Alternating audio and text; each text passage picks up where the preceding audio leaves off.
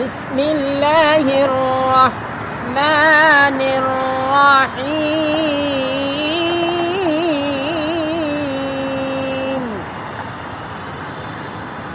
وكذبوا بآياتنا كذابا وكل شيء أحصيناه كتابا